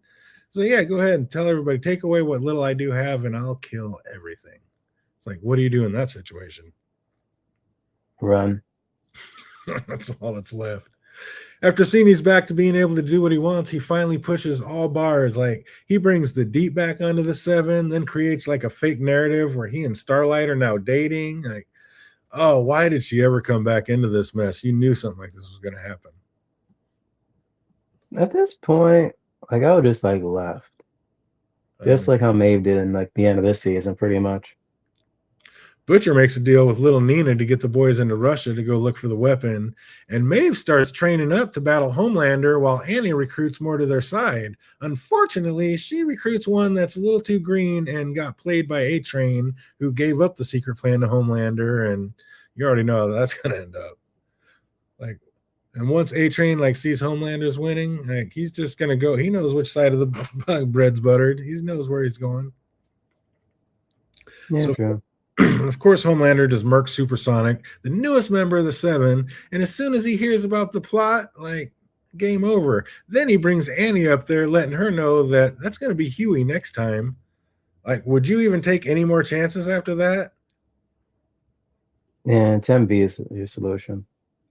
Just give everybody Temp V. Like, dude, he just murked the newest member of the Seven with no remorse and basically let her know that's going to be Huey. You fuck with me one more again. Like, what do you do in that situation? Nothing you can do. Homelander even got to Stan Edgar's adopted daughter to turn her on him. Like, Homelander showed like he was basically going to do the same to you. Do you think that? Do you think Edgar was really going to screw over his own daughter, or was that? Hell no. I mean, he had a file, but that was just a just in case file, right? Yeah. Yeah, I don't know if he would ever done it either. I don't think so. Butcher takes another dose to be prepared for the mission, and Huey walks in on him shooting up. And instead of being mortified, he wants in. I don't know why that made me laugh out loud, but Huey wanting to get the hit right away was just, I don't know, hilarious. Season 3, Episode 4, Stan Edgar looked right in Homelander's face and said, "You are not God. You are simply bad product." Again, how does that man always show no fear? He has to be immortal. I mean, that he would always talk shit to Homelander. He knows he's gonna survive, just like in the season 5 when he had him locked up. All that stuff, and he still knew. Unbelievable. The boys pull off the job in Russia and the Russian lab, and again, it was lucky for Butcher juiced up, or they wouldn't have made it. They would have all died. Like, what came as a surprise to all was that Petite Huey had also juiced up and got himself some temp powers. And oh my God, why does he have to get naked every time? Like, what? Why can't his clothes transport with him? Nah, I think that's the whole thing. It's like with these powers in this show, there's always like one caveat. That is just insane. They find and free Soldier Boy, but once he's out, he powers up and lets one loose, and Frenchie's standing right in front of the blast. So Kimiko had to run up and knock him out of the way, but she ends up taking the blast herself, which ends up healing or taking away her healing powers. Like, everybody's freaking out about Kimiko, everyone but Huey, that is. Like, remember, everybody was in the back was like all freaking out, trying to take care of her, and Huey's just sitting there looking out the window, like geeking about his newfound powers. Unbelievable. I would geek out too if it actually were good. You know what? I would geek out too if they were actually good. And it healed his broken arm. Like, how did he think he was going to explain that one to Annie or Victoria? True. Frenchie and Kimiko decided they've had enough and they're going to quit the team after this one last job. And as soon as they said that, you just knew something was going to happen. Like, we're going to just this one last thing and we'll be done. You know, it's game over for them. Every time you say it's like one last thing and we're done, it's never done. No, you're going to die. That's what's done. Another big shocker was seeing that Butcher and Maeve hooking up. Like, again, I just did not see that coming. Neither did I. Butcher hates the soups, but yet, hey, I mean, Maeve's hot, I guess, if you're going to let one slip. Yeah. Oh, the boys freed Soldier Boy when they went to Russia. Now he's back on American soil and tearing shit up. He's also visiting his old squad Payback just to do just that, get some. Like, seems they all hated him and they're the ones who set him up to be captured by Russia. So Butcher gets to Soldier Boy's old girlfriend before him and ties her up to give her basically up as an offering. And that, and being the one that freed him in the first place, was enough to get Soldier Boy to agree to help out and take out Homelander. So it's like they got their weapon finally. I didn't really understand that. Did you notice, like, when he was talking to the Crimson Countess, he was saying like how much he loved her and how he wanted to have kids with her. So why in season 5 was he so in love with Stormfront all of a sudden? I mean, I guess Stormfront was his first love, and then because freaking how old was Soldier Boy? He's like in his like what 80s or something like that. Yeah, probably older than that. So yeah, so I guess that was like his other life. He ended up like falling in love with what's her face, Crimson Countess. Well, she was still alive though, because she's immortal too. So I mean, she would have still been around. Liberty. I guess Liberty had to go away for a little while, but yeah. No, I don't think did Crimson Countess have the first Compound V? V1? No. I don't think she did. So no, yeah, she came later. She came later. Yeah, but I'm saying if she came later, that means Stormfront would have still been there, because Stormfront was the very first. I mean, she did go, but remember she did go MIA. Yeah, she did. Unlike Soldier Boy, he was still around. So maybe she left and Soldier Boy didn't have any choice, so then he went with Crimson Countess. Because that was just weird. He was talking about how he wanted to have kids with her and how much he loved her and kept waiting for her to come save him. And she's like, I didn't love you. But I don't know. That was crazy. So yeah, it's weird that they made it sound like he loved her so much. And then in season 5, all that love was actually for Stormfront. That was kind of a weird flip, little retcon action, I think. Annie showed up and is none too happy with Huey. She asked him to please stay with her and not go with Butcher. And I mean, that's a tough choice. Like, do you go help save the world, or do you stay with the way out of your league girlfriend and make her happy? What do you do in that sitch? What was the options again? It's Remember when they were out, when they went to when Butcher was basically grabbing Soldier Boy to team up, and Butcher's like, "Let's go, Huey," and Stormfront's like, "No, stay with me." Like, what choice? Like, do you go save the world with Butcher, or do you stay with your out of your league girlfriend and keep her happy? Stay on the fence of this one. That's a tough one. It's an impossible call. Yeah, teleporting Huey was good. Huey should wear a biohazard suit. Yeah, I don't understand it. He said I did it. I'd pick Starlight. That's a tough one. I mean, but Starlight's not going to be around if you don't go save the world. You got to go save the world, right? And then come back to Starlight like you did. But yeah, again, what a tough choice. That is an impossible choice. I probably would have went with Butcher, but I don't know. I'd at least given Starlight the "I love you more than life itself" line, but this is too important. Like, at least make sure to give her a kiss goodbye. Like, bad move, Huey. No game, and yet somehow he keeps all the girl. A-Train's been on some bullshit though, since the beginning of the series, but who's really on one right now in season 3 trying to act like he cares all of a sudden? Like, it was nice kind of watching Ashley just lose it on him. Like, oh, now that it's happened to you, now you want justice? Fuck you. I was like, A-Train, you're ridiculous. And he finally snaps when Victoria Newman tries to recruit her to help her. Like, she says she is done with it all and finally quits the 7. She's like, that's it, I'm done. So at least Annie's finally getting out. Butcher did what he had to do, but that was messed up. Like, drugging M, like, just to team up with Soldier Boy.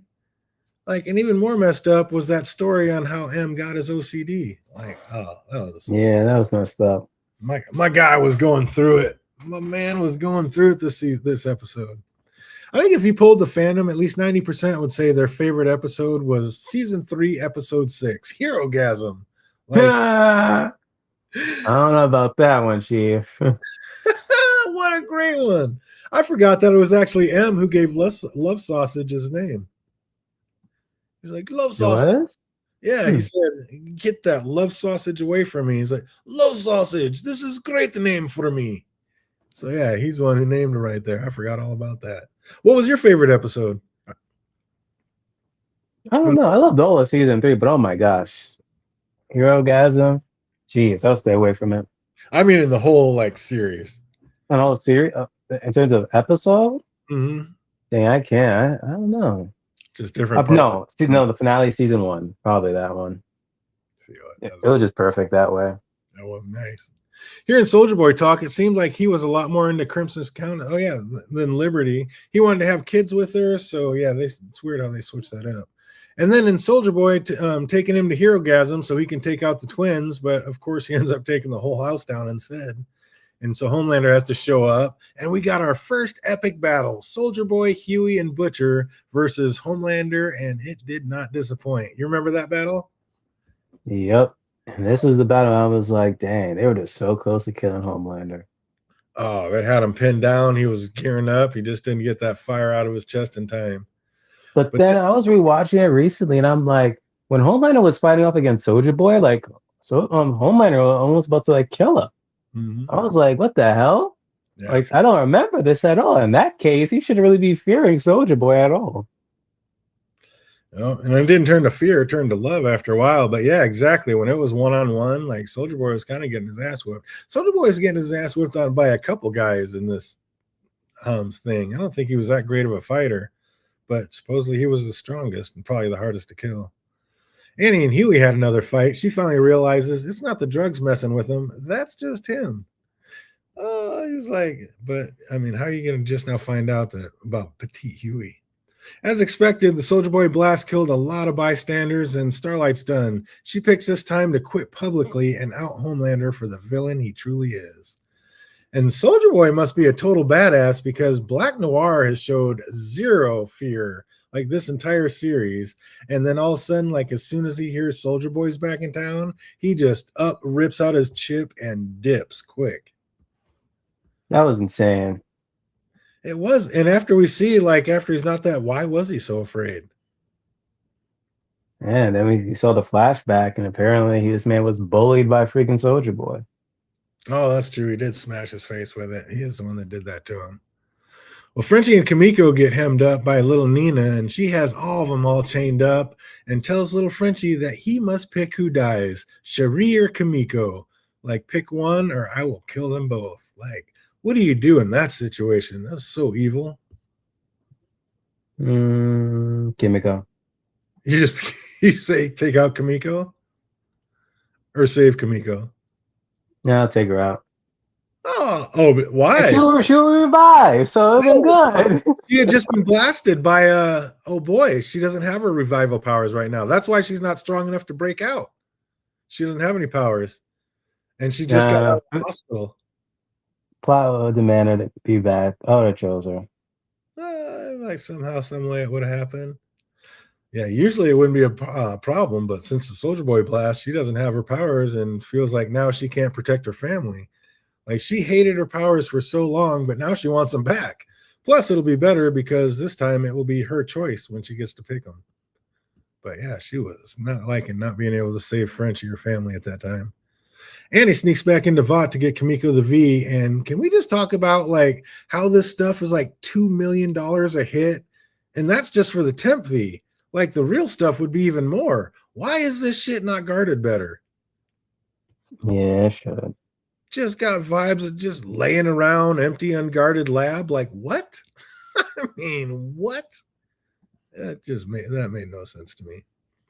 But Annie grabs the V for Kimiko, but also she notices on the temp V just laying around, and the notes that they have on it, of course, just laying around. And it talks about how dangerous the side effects are and how after 3 to 5 uses, it can basically kill you. Because, yeah, they just leave information like that for anybody to see. Like the plot convenience sometime in this show was next level. So they knew after all those times it will eventually kill them, and they still were taking it. Amazing. Remember, Annie called Butcher. She's like, you got to tell Huey, don't take it anymore. And then Butcher's like, yeah, we got to go back to the office and get more. Like, you dig. But then in the end, he ended up knocking out Huey so he wouldn't take anymore. But still, at first, his first thought was to like, fuck it, we're going to die. Let's go. He is a psycho. But yeah, what a great way to show us like what happened to Soldier Boy, like through Black Noir mind cartoons. That was pretty sick. I like the backstory with the cartoons.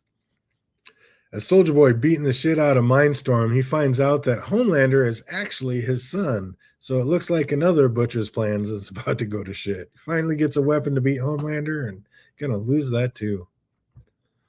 Also going to shit is A-Train's relationship with his brother. Like his brother knows that it was him that killed Blue Hawk. So now yelling at A-Train saying that he didn't want a murder in his house. It's like that ship has passed years ago. Like A-Train, like I'm pretty sure he's killed people in the past. He's murked hella people. Like you worried about it now because he finally killed somebody who had it coming? Like what? Billy and Soldier Boy had to kill Homelander, but after hearing that it's his son, he starts to waver. Homelander does the crew a solid by killing Black Noir because how are they ever going to get rid of him unless Soldier Boy did it? Like it pissed me off that they killed the original like Black Noir. Seeing how like the second one turned out, dying from the deep, I wish the OG just stayed alive. Yeah, because he was basically just one step below Homelander. He was the strongest. So Maeve escapes her cell in the tower and heads of all places to M's spot. Like, why would she go there? Maeve? Yeah, when she broke out of the tower, she went to M's apartment.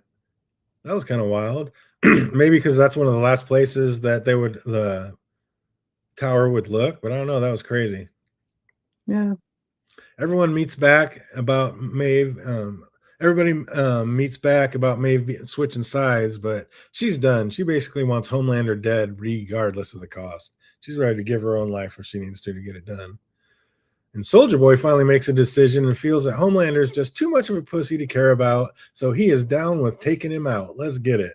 So Soldier Boy, Billy, and Maeve show up to finally take Homelander down. This is a crew that could actually get it done, but of all people, it ends up being Billy that fucks it up when Homelander brings out Ryan.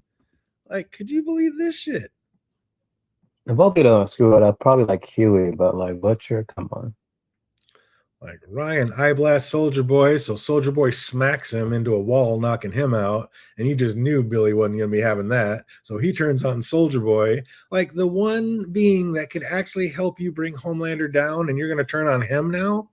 Like I thought Butcher was the one that see the job through no matter what. What's happening here? Who's the one you least expect? So I guess he does have, he's not just a monster. He does have some love because he's able to get this done. Like incredible. So crazy to see Homelander and Butcher like fighting on the same side against anything. That was just weird. But they take him down. Then it splits back to Maeve, who takes on Homelander solo, and she was actually holding her own. Like looks like all that training paid off. It did. But not enough. Not enough. He still put her eye out. It took Annie, Huey, Mother's Milk, Billy, Kamiko, and Frenchie to try to take down Soldier Boy, and they still couldn't do it. Not until Maeve basically shows up and tackles him out the window. So basically, Maeve saved the day, and Butcher starts to bleed and then passes out. The temp fee has messed him up so bad, like he's only got a couple months to live, so he's going out. But was that a trip when you looked up and when they showed that Maeve was actually still alive? Yeah, I thought she was gonna be dead. How did she survive that fall? I always wondered. Like Soldier Boy blasted her on the way down. So by the time they hit the ground, her powers would have been gone. So how did she survive that fall? Plot convenience. Exactly. This day I wanted the same thing. It was like basically she is the only one that gets her happily ever after and gets to live her life on a farm with Elena. So that was cool. The Deep, not so much. His wife left him, and he asked her to because he asked her to have a threesome with Ambrosia. Like, are you kidding me? She was down to do it though. She was actually in bed with him naked. Like, at least she got that far. The Deep, you even screwed that up. Like, you ridiculous bastard. But he ends up leaving her. The Deeply goes and kills Singer's running mate so Victoria Newman can slide right in as the new VP. Homelander introduces Ryan to the people attending like a rally, and a protester throws a can that hit Ryan. He lasers his head off. The crowd goes quiet at first, and then they cheer louder than ever, led by none other than Todd, Jadine's stepdad. Like, I don't know. It was so nice seeing M like lay him out for taking his daughter to that rally, but I don't know. That dude was weird.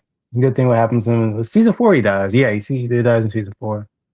Yeah, season 4 opened with Homelander showing up at Victoria Newman's rally for Singer as president, and she doesn't want him there or his support, seeing that he's on trial for the murder that he just did for his son. Like, he of course doesn't care. Like, he thinks, oh well, as usual, just do what I want. Basically binding her at the hip, not giving her a chance to say no. Like, what do you do when you're live on TV and he just says this shit? Like, you can't go against him. Then what? He just kills everybody right then and there. Yeah, pretty much. I did love how Victoria like caught Huey in the van and then tried throwing acid on her face, and then at point blank range, Butcher like shoots her in the head, and still like she just gets back up and is joking with them, telling them they're actually getting worse at their jobs, which she's not wrong. My thing is, will that work on every soup or was just her? I think some of them are bulletproof and some of them aren't. Like Sage later, she gets shot in her head and goes dumb. What would have happened if she got shot in her heart? Would she die? Because we know she can poke her brain and her brain grows back. So is that why she lived through the shot in the head? I'm sure. Believe in the acid though. Like if you just do acid on anyone, they'd be good. Well, if you did on Homelander or Ryan or Noir or Translucent, but I think if you threw acid on Maeve, she would burn. I think if you threw Annie's got bulletproof skin. We don't know if she has acid-proof skin. So yeah, I think just like with the powers, it's just different for different soups. I can't remember, what power did you say you would have if you could get it? Oh, to manipulate other people's powers. So it's like I could sort of like a chameleon or some sense.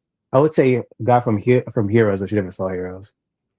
I saw Heroes. Oh, that was one. I love. Oh, Heroes. so the which we'll call it the mayor guy. Mm-hmm. I know the politician where if he was like surrounded by a certain person who has abilities, he would like right. Also have it as well. Something like that. It's That would like be the best nice. of all worlds. That way you're as strong as Homelander when he pops in. Absolutely. Also, can we talk about M's like ringtone? Never gonna give you up. Are you kidding me? Hey, that's a good song. How is that man's ringtone? Get the hell out of here. So the Temp V has caused a black mass around Butcher's brain, which is now making him hallucinate, bringing back old military buddies who we find out are later never really there. How long did it take you to figure out that Kessler was just in his head? Until the reveal, because you had that since day one. I think I remember we was watching the first season. Too many Game of Thrones, like Westworld shits. Like something ain't right with this man. Homelander finally realizes he can run by himself and that he's surrounded by nothing but yes man. He hears about Sage, the smartest person in the world, and figures maybe that's the one person that might actually be useful. Why does Homelander always pick the most faithful followers to do the most heinous shit to, though? Like Todd was his biggest fan of all time, and he has him and like two other of his biggest fans just beat to death. Why? Because wasn't it at the end of it they just blame on the like Starlights up which we call it people, right? Yeah, they blame it on the Starlighters, but you could have picked anybody. Why your most your most devout followers are the ones you want dead?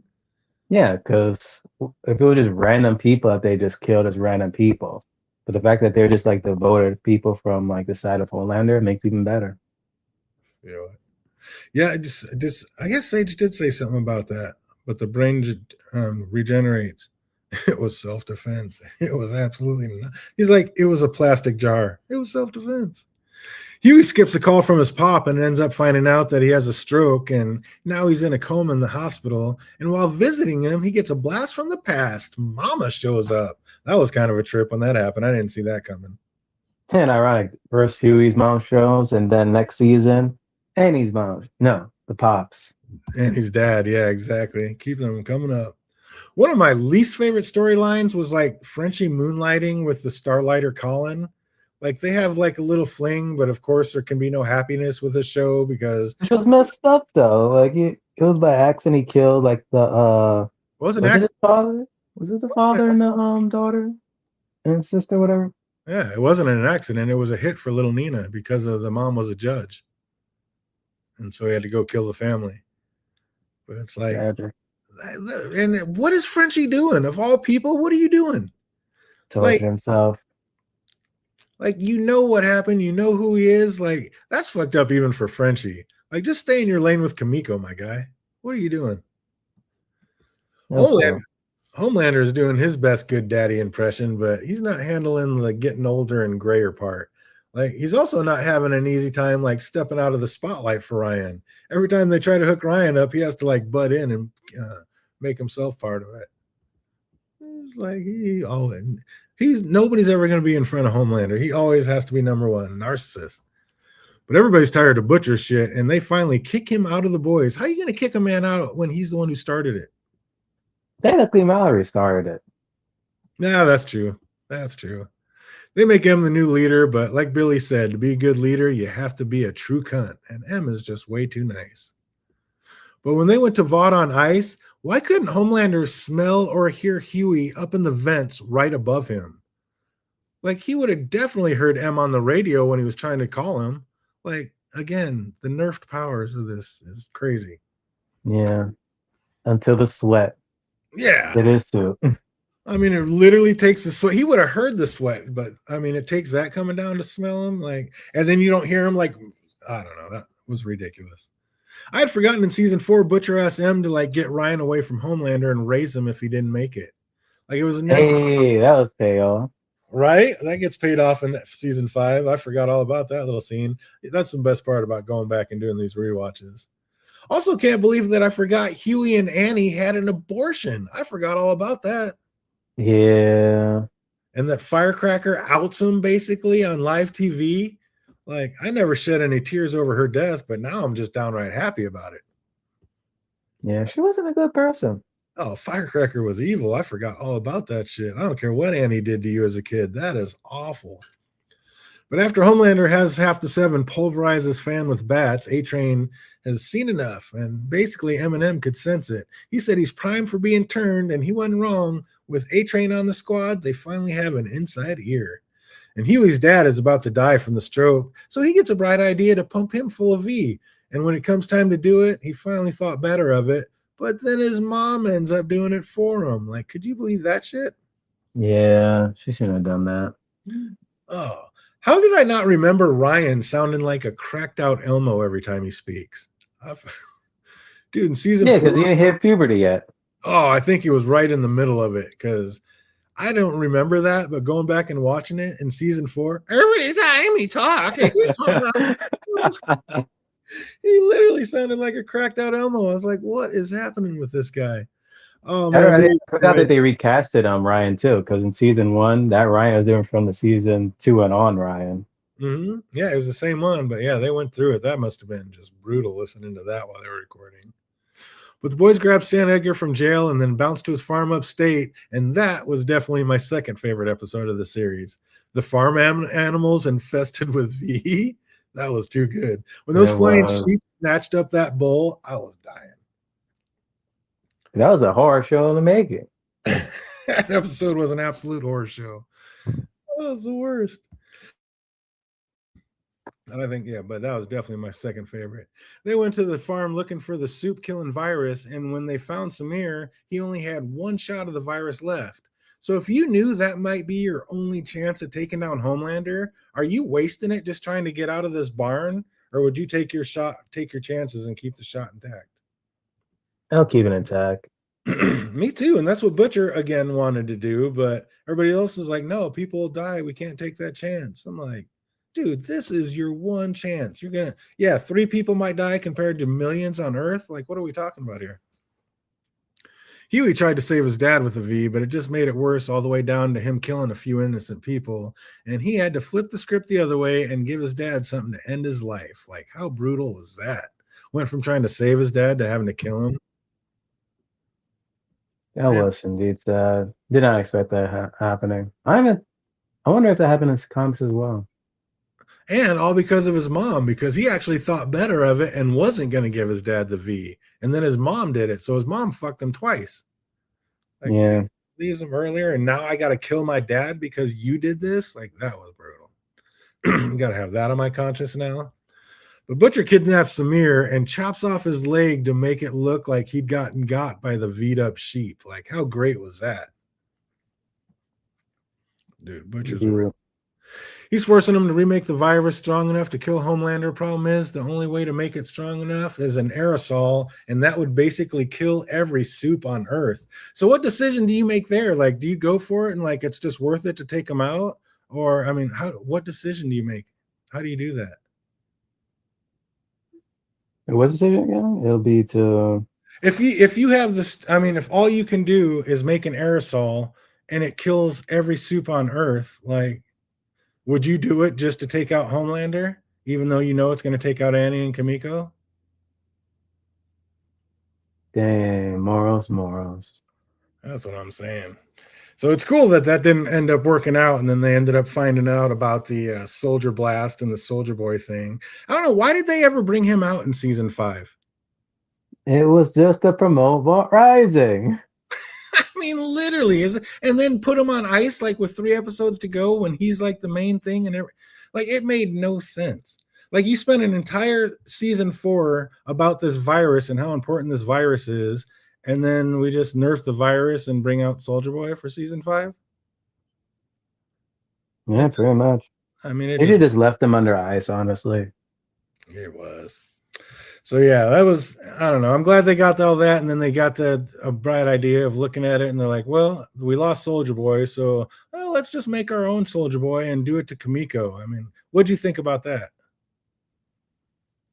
I mean, they had no other choice. But even then, imagine if they did like unleash the virus, all the soups died. Like, how long would it be until like they take him under ice and he's like, virus? No, the virus still wouldn't affect him. So it's like,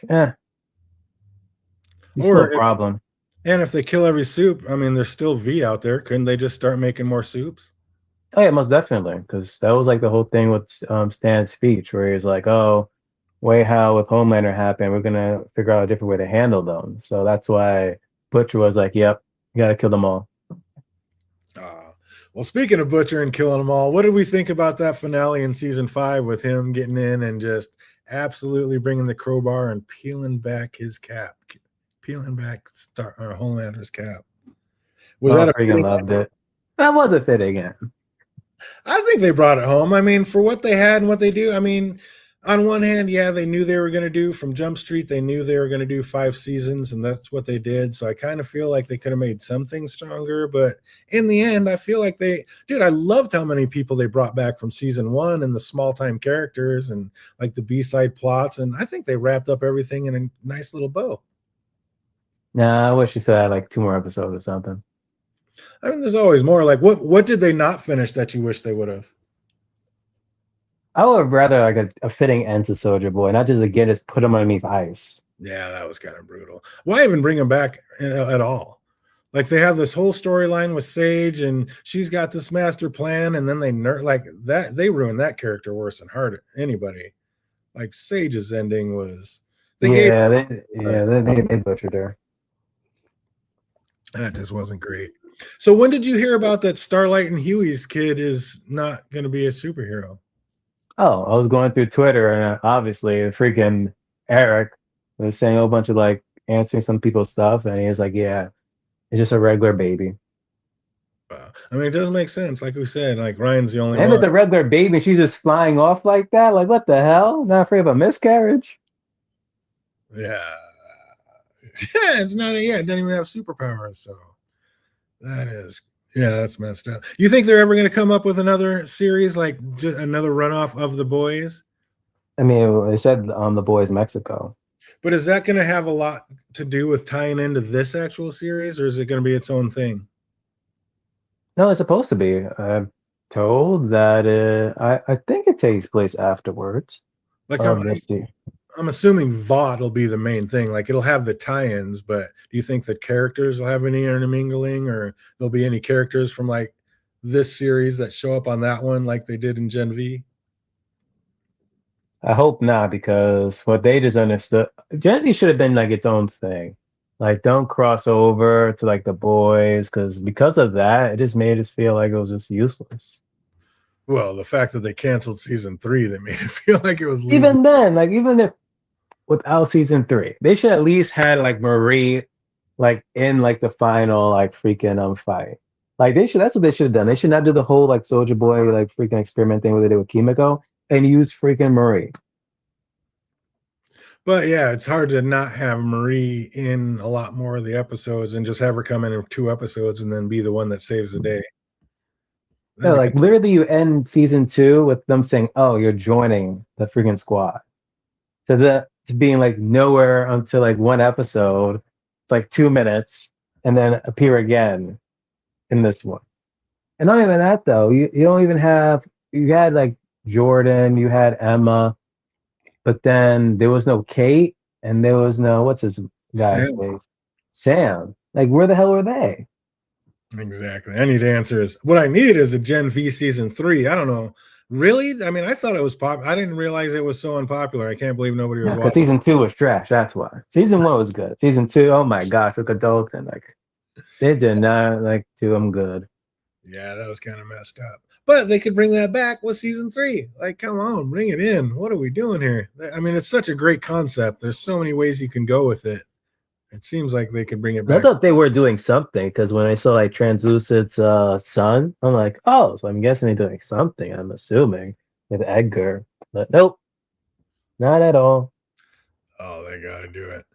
Oh, so how much? Like scale of 1 to 10, how much are you looking forward to for Vought Rising? Hey, my expectations are super low, so I don't be that disappointed. Because if I'm disappointed when I'm getting for Vought Rising, then literally half of season 5 was for what? Yeah, hype this damn show up for what? But it's supposed to be some type of mystery, so I can't wait. It'll be a good one. Well, speaking of mysteries, our next one's going to be Spider Noir, because that's going to do it for this one. And I hope everybody comes back to check it out. We're going to get started with episode 1 of that on Thursday. But, oh, man, all in all, what did you think about The Boys? Scale of 1 to 10, the whole series as a whole, what was it? I'll give it an 8. I'll give it an 8. -1 because of what they did with my girl sister Sage. -2 because they didn't kill the Deep sooner. But they did kill him, so he got another +1 for it. Should have been sooner. I was here for it. I liked it. Man, season 4 was kind of crazy, and season 5 was kind of a weird wrap up on it because season 1 through 3 was like almost a perfect 10. I absolutely loved it. 4 and 5, yeah, brought it down a little bit, but yeah, did good solid 8.5, 8.7, 8.8. I'm here for it. And yeah, if they come up with another one, I will absolutely be watching that one as well. But like I said, the next one's going to be Spider Noir. We're going to be doing that on Thursday. So come on back and hang out with us. That's going to do it for us. I hope everybody out there is having an absolutely fantastic week, and it only gets better from here. Till we see you on the next one. Be easy, everybody. Later.